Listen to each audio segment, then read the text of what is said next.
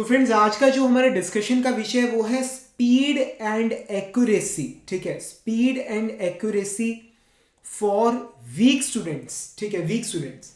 रजी, एक ही स्ट्रेटेजी सब पे लागू नहीं होती, इस बात को समझना। ठीक है, एक ही स्ट्रेटेजी सब पे लागू नहीं होती। ठीक है, तो एक ऐसा स्टूडेंट जिसकी प्रिपरेशन कम है, जिसकी प्रिपरेशन कम है, वो एग्जाम के अंदर स्पीड और एक्यूरेसी को कैसे मेंटेन करे। ठीक है, तो ये जो यहां पर जो फोकस है वो उन स्टूडेंट्स के लिए जिनकी प्रिपरेशन बहुत ज़्यादा अच्छी नहीं है। ठीक है, जो मतलब फॉर्मूले वॉर्मूले करके जा रहे हैं, जिनके मतलब जिन्होंने बहुत थोड़ी प्रिपरेशन की है पर वो गेट निकालना चाहते हैं।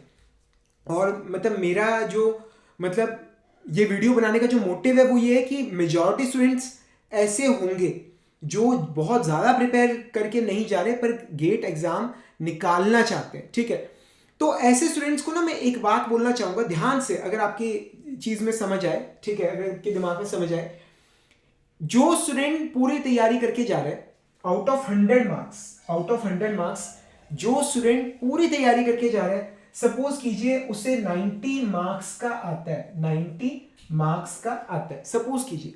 ठीक है, और जो स्टूडेंट मतलब बस कुछ दिन की प्रिपरेशन करके जा रहा है, जिसने अभी प्रिपरेशन शुरू की थी, सपोज कीजिए उसे 30 मार्क्स का आता है। ठीक है, अब दोनों का ही जो टाइम है एग्जाम का वो 3 आवर्स है, 3 आवर्स। ठीक है, मैं वैसे रैंडमली आपको एक बात बताना चाहता हूं, अगर आपके समझ आ जाए दिमाग में तो it can prove out to be game changer for you. ठीक है, आपका जो गेम है वो पूरी तरह से बदल जाएगा अगर आपको एक छोटा सा पॉइंट समझ आ गया।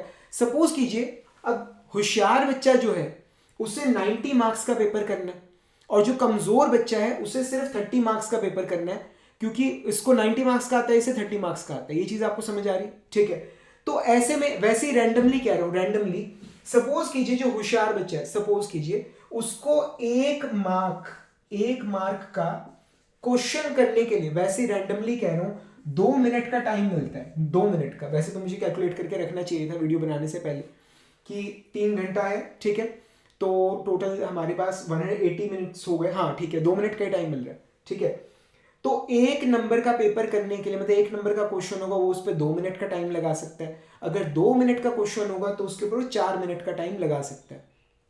पर वहीं पर जो स्टूडेंट कम प्रिपरेशन के साथ जा रहा है, कम प्रिपरेशन के साथ, ठीक है, उसके पास 180 मिनट्स का टाइम है और उसे 30 मार्क्स का पेपर करना है, तो ऐसे में उसको 6 मिनट का टाइम मिलता है एक नंबर के क्वेश्चन को करने के लिए। ये चीज आपको समझ आ रही है? अगर आपके दिमाग में छोटी सी चीज क्लिक कर जाए ना, तो मैं आपको क्या मैसेज, आपको क्या कन्वे करना चाह रहा हूं, ध्यान से सुनना। जो इंटेलिजेंट स्टूडेंट है वो प्रैक्टिस करके आया है, उसे सारा सिलेबस आता है, he has to maintain the speed. उसे अपनी स्पीड ज्यादा रखनी है ताकि वो पूरा पेपर कर सके। ठीक है, ये इस बात को समझ आ रहा है आपको? पर जो स्टूडेंट नालायक है, ठीक है, या वो पूरा सिलेबस नहीं करके जा रहा, उसने किसी रीजन से नहीं कर रखा, ठीक है, तो ऐसे स्टूडेंट को पेपर के टाइम पे क्वेश्चंस ना स्लो, आराम से सॉल्व करने चाहिए, क्योंकि उसे आता ही 30 मार्क्स का है। ठीक है, 35 मार्क्स का उसको आता है, तो उसमें अगर उसे गेट क्वालिफाई करना है, क्रैक करना है, तो गलती की कोई गुंजाइश नहीं है। ये समझ रहे हो कि जो आंसर था वो हमने तो न्यूटन में डाल दिया और चाहिए किलो न्यूटन में था, हमने आंसर परसेंटेज में डाल दिया, ठीक है, 64% लिख दिया, और आंसर फ्रैक्शन में 0.64 आना था। इस तरह की गलतियां वो पर्सन अफोर्ड कर नहीं सकता। ठीक है ना?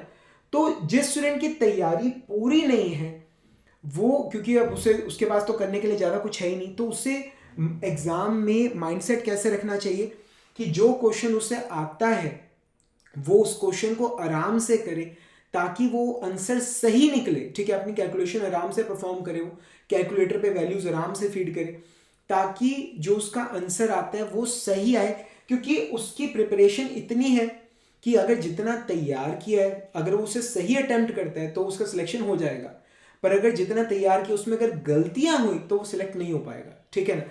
तो इस वजह से जो इंटेलिजेंट स्टूडेंट है और जो वीक स्टूडेंट है, वीक स्टूडेंट मतलब जो तैयारी नहीं करके है, वैसे वीक नाम की कोई चीज़ नहीं होती, अगर तुम मेहनत डालोगे तो तुम्हें आएगा, अगर नहीं करोगे मेहनत तो नहीं आएगा, सिंपल सी बात है, ठीक है।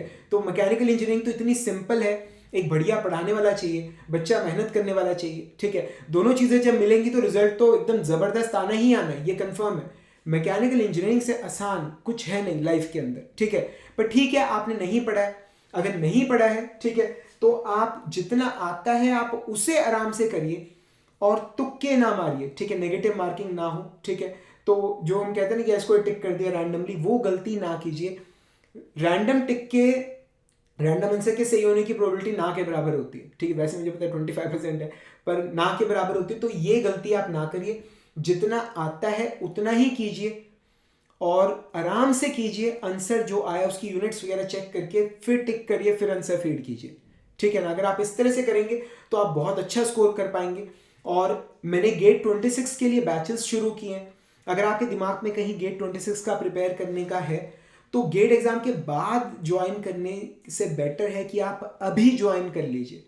जो बचे हुए जो हमारे पास 7 दिन है, मैं कोशिश करूंगा उसके अंदर आपको थोड़ा गाइड कर दूं, इंपॉर्टेंट टॉपिक्स आपको बता दूं कि आप इस तरह से मैं आपको क्वेश्चंस बता दूं कि ये क्वेश्चंस आप देख जाओ, इस तरह के क्वेश्चंस आने की प्रोबेबिलिटी ज़्यादा है, ठीक है ना। तो उससे होगा ये कि 7 डेज के अंदर हम प्रॉपर तैयारी के साथ में जितना कर पाएंगे अगर उतना करके जाएंगे, so that will be more beneficial for us, ठीक है ना।